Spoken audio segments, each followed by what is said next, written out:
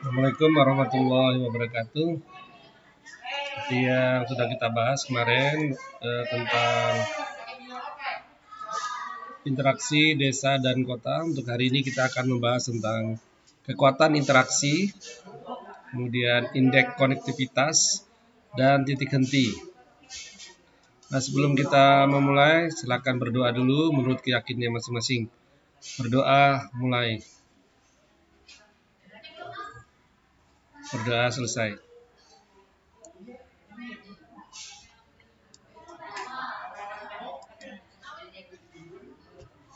Kekuatan interaksi. Ya, jadi kekuatan interaksi berarti tarik menarik ya antara dua wilayah, karena di situ memiliki potensi untuk saling menarik ya. Nah, kekuatan interaksi diambil dari model gravitasi Newton dalam pelajaran fisika. Dalam hukum fisika disebutkan bahwa massa 1 berbanding dengan massa 2 berbanding terbalik dengan jarak dikuadratkan. Nah, di sini kekuatan interaksi ini bisa diterapkan juga di dalam pelajaran geografi ya, dengan mengukur kekuatan ya antar wilayah. Katakanlah misalnya antara Banjarmasin dengan Banjarbaru, mana yang lebih kuat menariknya, apakah Banjarmasin ataukah Banjarbaru. Nah, di situ ada jarak nanti yang memisahkan. Nah, berdasarkan hasil penelitian, Riley berpendapat bahwa kekuatan interaksi antar dua wilayah ya, yang berbeda itu dapat diukur dengan memperhatikan ada beberapa indikator ya atau variabel. Yang pertama adalah jumlah penduduk. Jadi antara penduduk kota A, katakanlah Banjarmasin, dengan penduduk kota B, Banjarbaru misalnya. Kemudian berbanding dengan jarak antar kedua wilayah tersebut. Ya, jadi di sini ada dua variabel, yaitu jumlah penduduk sebagai masanya ya. Kalau dalam hukum fisika kan massa. Nah, ini masanya adalah penduduk dalam geografi. Kemudian jarak. Nah, untuk mengukur kekuatan gunakan rumus sebagai berikut. Ya, perhatikan rumusnya.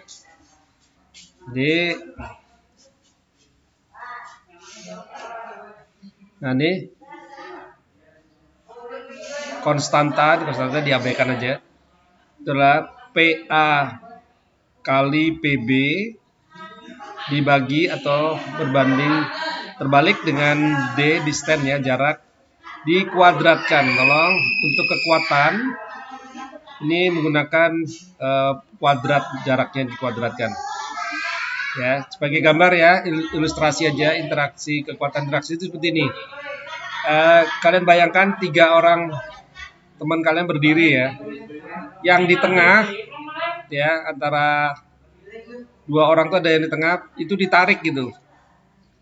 Ya, katakanlah yang sebelah kiri itu Ahmad, kemudian yang di tengah Budi, kemudian yang di sebelah kiri Jaya misalnya.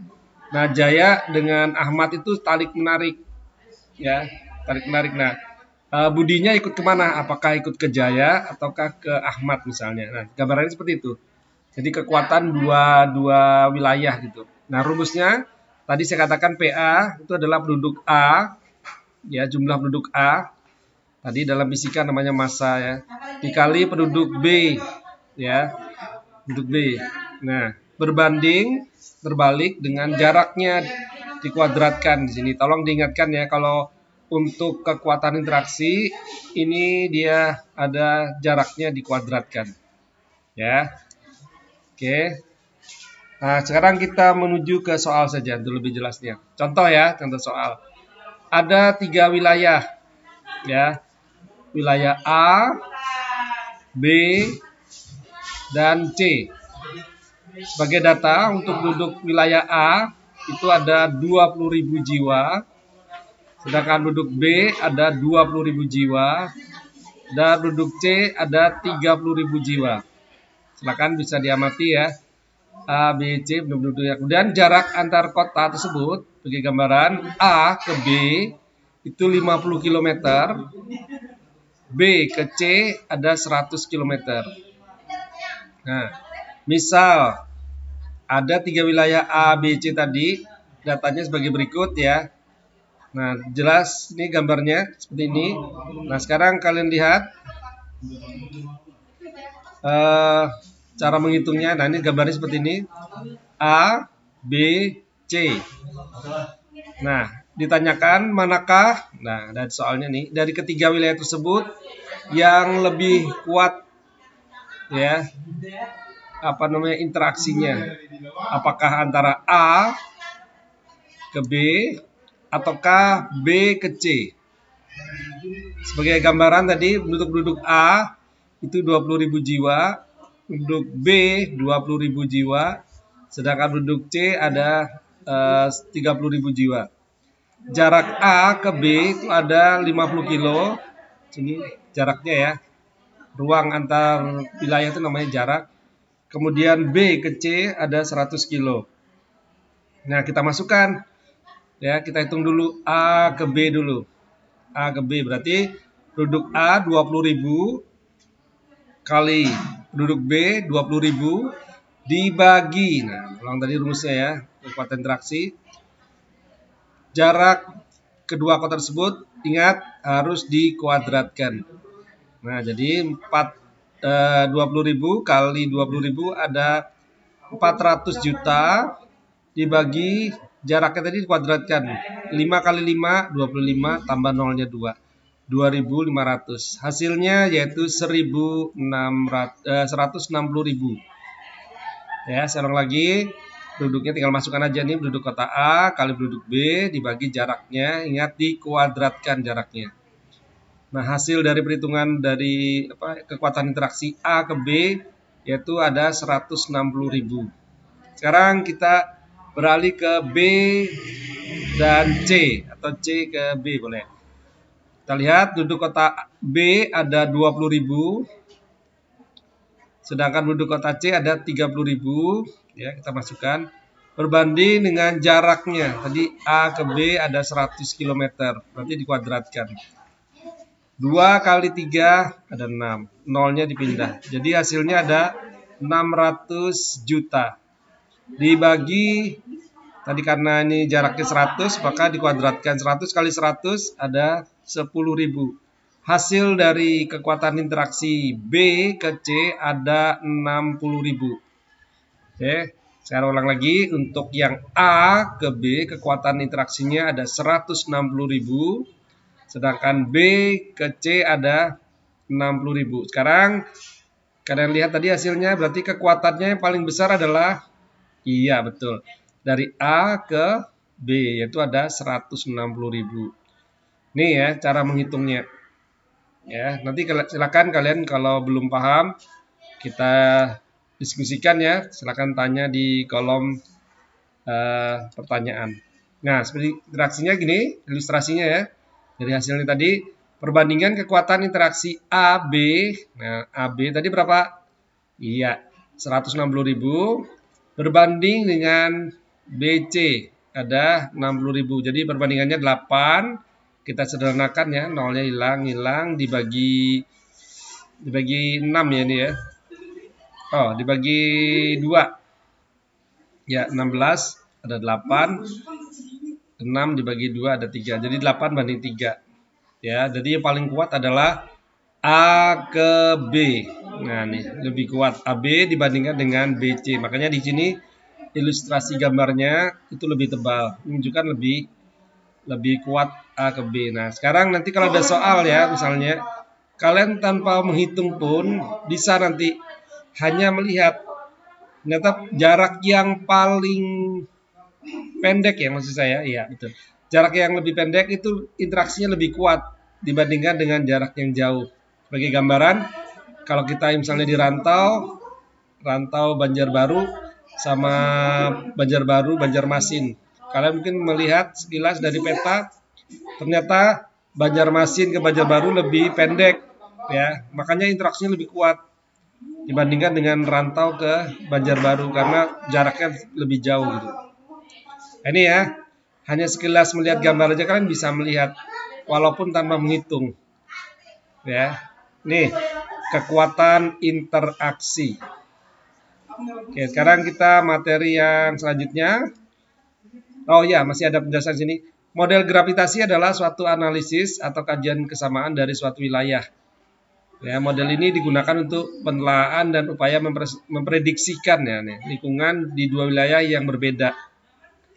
Kemudian suatu pusat lokasi industri penempatannya harus berdekatan dengan lokasi penyediaan bahan baku. Tolong ya, karena kan untuk kegiatan proses produksi dari industri itu kan memerlukan bahan baku atau supply-nya ya.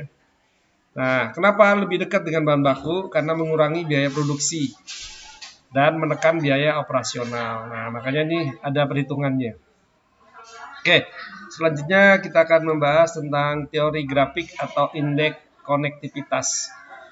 Ya, indeks itu angka, konektivitas itu hubungan, ya menghubungkan.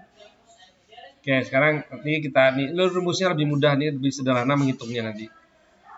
Salah satu faktor yang mendukung kekuatan dan intensitas interaksi antar wilayah adalah kondisi prasarana transportasi, ya kan? Mendukung ini kekuatan, ya, transportasi ini, jalur jalan yang menghubungkan satu wilayah dengan wilayah lain, ya kan jelas ya. Jadi ada wilayah satu ke wilayah lain dihubungkan dengan jalan atau transportasi di sini.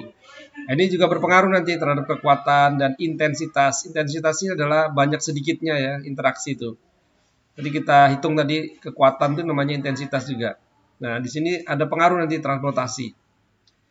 Nah, jumlah dan kualitas sarana jalan, baik jalan raya, mungkin jalur udara maupun laut, ini sangat berpengaruh pada memperlancar laju dan pergerakan distribusi manusia, barang ataupun jasa.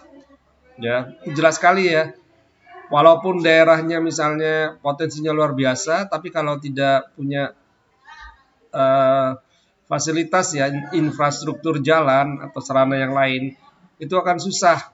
Contoh misalnya daerah itu subur ya, potensial untuk pertanian, tapi tidak ada jembatan, tidak ada jalan, otomatis nanti apa yang mau dikirim barangnya gitu akan membusuk di tempat tersebut karena tidak ada yang pengirimannya terganggu oleh tidak memiliki sarana infrastruktur tadi. Nah, Anda tentu sependapat ya bahwa salah satu wilayah dan wilayah lain senantiasa, nah ini ya, selalu ya dihubungkan oleh jalur-jalur transportasi sehingga membentuk pola jaringan transportasi. Nah, ini udah mulai ketahuan nih ya, indeks konektivitas ini kata kuncinya nanti di sini ada jalur atau jalan nanti. Nah, tingkat kompleksitas jaringan yang menghubungkan bagi wilayah merupakan salah satu indikasi kuatnya arus interaksi. Nah, jadi semakin kompleks ya, semakin banyak jaringan jalan ya, infrastrukturnya, berarti dia semakin kuat nanti interaksinya. Ya, nanti kita bisa buktikan gitu. Sekarang kita lihat aja langsung ke penjelasan selanjutnya. Nah, untuk menganalisis potensi kekuatan interaksi antar wilayah, ya, ditinjau dari struktur jaringan jalan tadi sebagai prasarana transportasi. Ini ada orang ya ahli Kensi ya, mengatakan bahwa teori grafik dengan membandingkan jumlah kota, tolong perhatikan kata kuncinya adalah jumlah kota atau daerah yang memiliki banyak rute dan rute jalan. Jadi di sini nanti untuk indeks konektivitas ini penekanannya pada jumlah jalan dan jumlah kota. Kalau untuk jalan, saya mau bertanya dulu. Itu biasanya jalan tuh berupa garis atau titik? Iya, betul. Untuk jalan itu dia berupa garis. Sedangkan kota itu berupa titik. Ya. Saya ulang lagi. Kalau untuk jalan, nanti ini penting ini. Ya, itu dia berupa garis. Ya, kalau bahasa Inggrisnya line, garis. Sedangkan kota yaitu berupa titik atau dot. Oke, sekarang. Nah, menurut Kensi, kekuatan interaksi ditentukan dengan indeks konektivitas. Ya, rumusnya namanya indeks konektivitas. Semakin tinggi nilai indeksnya, ya, semakin banyak jaringan jalan yang menghubungkan kota-kota atau wilayah yang sedang dikaji. Nah, ya, jadi kalau indeksnya tinggi berarti semakin banyak jalannya. Hal ini tentunya berpengaruh terhadap potensi pergerakan manusia, barang, maupun jasa. Ini pergerakannya ya, berpindahnya tadi. Ya, kan ada interaksi. Karena prasarana sangat memperlancar tingkat mobilitas antar wilayah. Nah, untuk menghitung indeks ini bisa menggunakan rumus sebagai berikut. Ya. Jadi mudah sekali nih, nah rumusnya ya untuk menghitung indeks konektivitas yaitu beta sama dengan E dibagi V. Ya, E dibagi V. Waduh, bingung, Pak. Nah, sederhana aja. E-nya ini adalah jumlah jaringan jalan. Tolong ingat-ingat jalannya di atas. Dibagi jumlah kotak. Saya ulang lagi. E jalan dibagi kotak. Nah, cara menghafalnya gampang. J ya Jokowi dibagi kala. Kalanya di bawah K. K-nya kotak. Jadi saya sentuh tadi kalau jalan dia berupa garis. Kalau kota berupa titik-titik. Saya ulang lagi rumusnya. J jalan dibagi K. Jokowi dibagi kala. Oke. Nah, ini kita lihat contohnya. Kita lihat dulu, ini ada dua wilayah ya. Wilayah A, wilayah B. Wilayah A, kita hitung sama-sama ya. Jumlah kotanya dulu. Jumlah kota. 1, ya titik kan tadi ya. 2, 3, 4, 5, dan 6. Oke.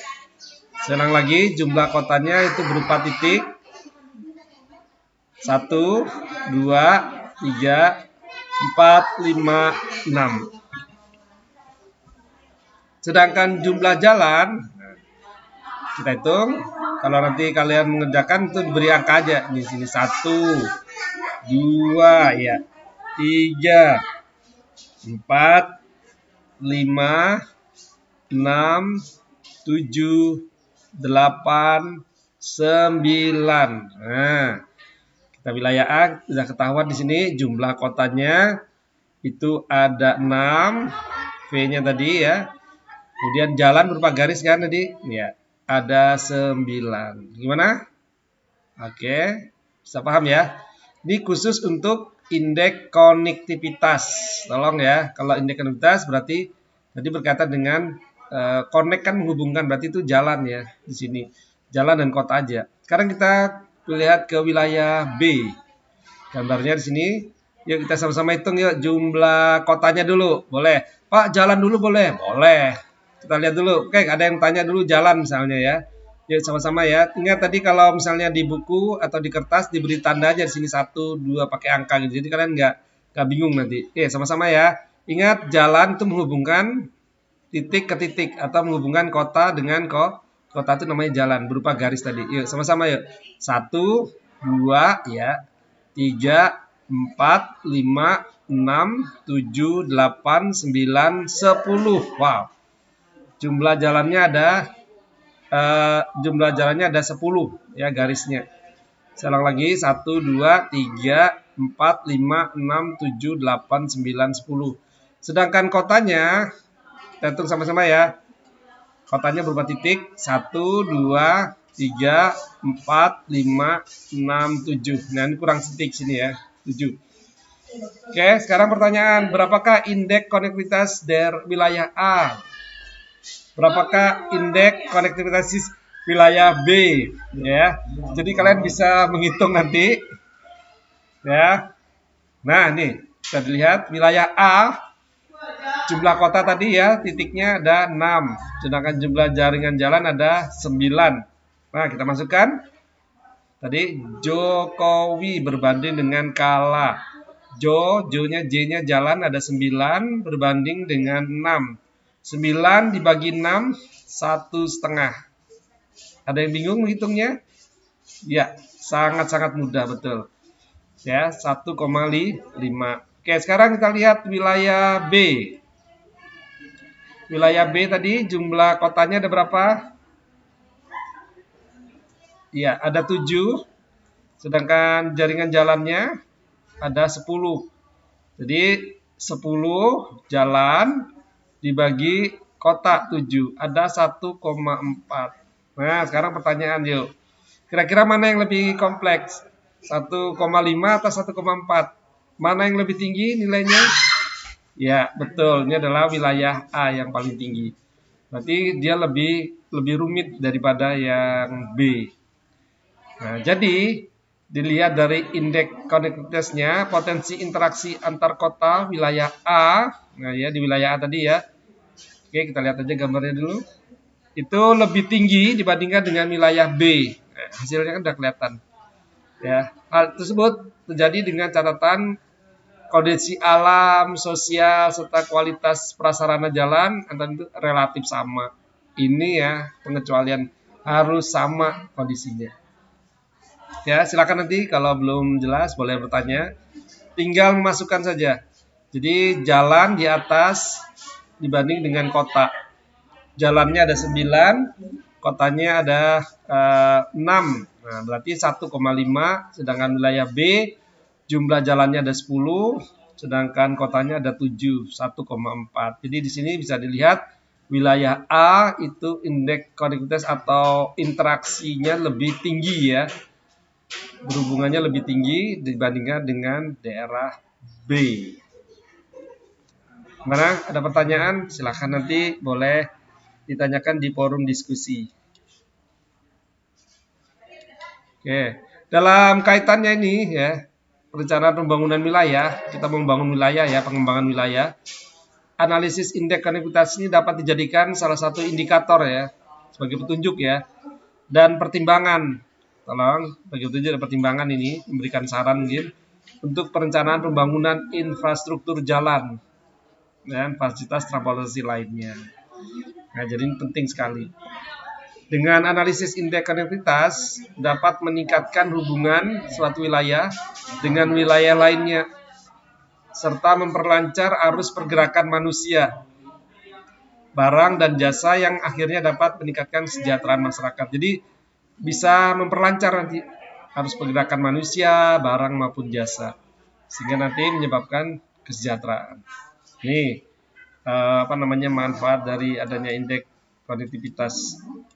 Ya. Oke, teori yang ketiga, yang terakhir adalah teori titik henti atau breaking point teori. Oke, sebagai ilustrasi gini, ya. Oh ya, titik henti ini teorinya ini digunakan untuk membangun fasilitas publik ya. Fasilitas publik itu adalah fasilitas yang diperlukan oleh masyarakat umum. Sebagai contoh misalnya pasar. Di antara dua kota misalnya atau dua wilayah, katakanlah rantau kandangan misalnya, ingin bangun pasar, ingin bangun rumah sakit, ingin bangun mall, ingin bangun kampus, atau kalian ingin bangun SPBU ya, pom bensin itu di antara dua kota, itu di mana kira-kira gitu meletakkannya yang bisa diakses atau dijangkau oleh penduduk dari kedua kota gitu. Ya, saya ulang lagi. Jadi ini teori ini digunakan untuk membangun fasilitas umum yang digunakan oleh masyarakat yang sekiranya bisa dimanfaatkan oleh kedua wilayah gitu. Mungkin kalian bertanya, Pak, katakanlah ya rantau kandangan misalnya, saya ingin bangun kampus misalnya, supaya dua kota bisa diakses, bisa dijangkau gitu. Apakah bagusnya di tengah-tengah aja deh Pak ya? Di tengah-tengah, boleh nggak? Boleh ya. Boleh nggak ke dekat misalnya ke dekat kandangan aja deh, atau mungkin lebih dekat ke rantau. Nah, kita menggunakan ini ya. Nanti ada alasannya kenapa kok dibangunnya dekat dengan daerah ini nanti. Nah, itu lebih jelasnya ya kita bahas dulu. Jadi gambaran dulu ya di antara itu. Mungkin di antara rantau dengan kandangan misalnya, apakah di Batang Kulur mungkin ya, ataukah di Lok Paikat mungkin bangunnya, atau di Sungai Raya. Nah, nanti kita lihat ya. Teori titik henti atau breaking point teori merupakan hasil modifikasi, ya modifikasi dari model gravitasi Rayleigh yang di awal tadi, yang pakai jaraknya dikuadratkan tadi. Ini modifikasi ya. Nah, teori ini memberikan gambaran tentang perkiraan posisi batas yang memisahkan wilayah-wilayah perdagangan antara dua kota atau wilayah yang berbeda jumlah dan komposisi penduduknya. Jadi nanti di sini ada dua indikator, yaitu jarak ya dengan jumlah penduduk. Ya. Teori titik henti juga dapat digunakan dalam memperkirakan penempatan lokasi. Nah, lokasi apa aja? Mungkin lokasi industri, ya, atau mungkin pusat pelayanan masyarakat. Contohnya tadi rumah sakit mungkin ya, pasar, mall, mungkin kampus ya. Bayangkan ya kalau misalnya orang yang mau melahirkan misalnya karena dia terlalu jauh kan kasihan. Nah, nanti ada pertimbangannya. Jadi dia diorientasikan, diarahkan untuk menentukan titik lokasi ya untuk membangun fasilitas umum maupun industri di antara dua kota tersebut. Penempatan dilakukan di antara dua wilayah yang berbeda jumlah penduduknya. Why? Mengapa? Agar terjangkau oleh penduduk setiap wilayah. Ya, tolong kata kuncinya agar bisa dijangkau. Ya, dengan prinsip keadilan tentunya di sini. Oke, lebih jelasnya kita lihat ini rumusnya. Rumusnya gampang sekali, yaitu jarak dari A, B, maksudnya dari kota A ke kota B, katakanlah Kandangan Rantau atau Banjarmasin, Banjarbaru, ya, atau Plehari ke Banjarmasin, mungkin Surabaya, Sidoarjo, dan sebagainya. Ya, jarak dua kota, ingat A, B, kota A, kota B. Simpel aja, jaraknya misalnya 40 gitu aja, atau 20. Dibagi, karena tadi kan modifikasi ya dari teori interaksi. Nah ini satu ini sudah rumus ya, nggak usah diutak-atik, ditambah akar. Nah ini ada akar ya, akar penduduk A dibagi penduduk B. Nah tolong, yang kunci sebenarnya itu cara menghitungnya itu adalah di akarnya sini, ya. Nah perhatikan ya, untuk yang di akar ini penduduk yang paling besar, tolong, penduduk yang paling besar atau paling banyak dia ditempatkan di atas dari ini pembagian ini. Jadi katakanlah PA di sini katakanlah ada 40.000 misalnya ya. Di sini yang PB-nya 20.000. Jadi yang kecil itu di bawah.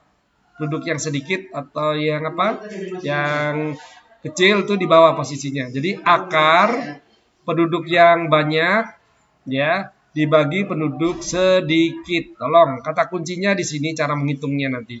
Kalau kalian salah memasukkan, itu akan salah menghitungnya nanti. Saya ulang lagi. Jadi 1 ditambah akar penduduk yang banyak dibagi penduduk yang sedikit. Nah, di sini ada lebih jelasnya. JAB ya, itu jarak ya, titik inti diukur nih. Kemudian JAB ini adalah jarak antar kota A dan B. Biasa aja nih, tinggal masukkan ditambah 1 akar PA-nya adalah penduduk yang lebih besar. Nah, yang di atas ya, ingat-ingat, lebih banyak dibagi dengan penduduk yang lebih kecil atau sedikit. Ya. Contoh misalnya wilayah penduduk X ya. Misalnya X ya, itu ada 50.000, sedangkan Y ada 30. Nah, berarti yang X-nya ada di atas ya berbanding dengan yang sedikit tadi. Nah, ini ya rumusnya, tolong perhatikan. Nah, contoh kita lihat. Kota A memiliki jumlah penduduk 20.000 jiwa. Sedangkan B ada 30.000 jiwa. Nah, bisa kelihatan di sini mana yang lebih besar? Iya, betul. Penduduk kota B. Nanti berarti dia di atas itu untuk yang akarnya. Dan jarak keduanya adalah 100 km. Di manakah lokasi pusat perdagangan? Nah, ini jadi ada soalnya. Dia menentukan ini pusat perdagangan, katakanlah mall mungkin ya, atau pusat grosir ya. Perdagangan ini yang tepat dan strategis agar dijangkau oleh penduduk setiap kota tersebut. Tadi sudah kita ketahui D, distance ya, D itu distance bahasa Inggris, jarak. Itu dua kota ini berapa? Iya, 100 km. PA, population ya, population.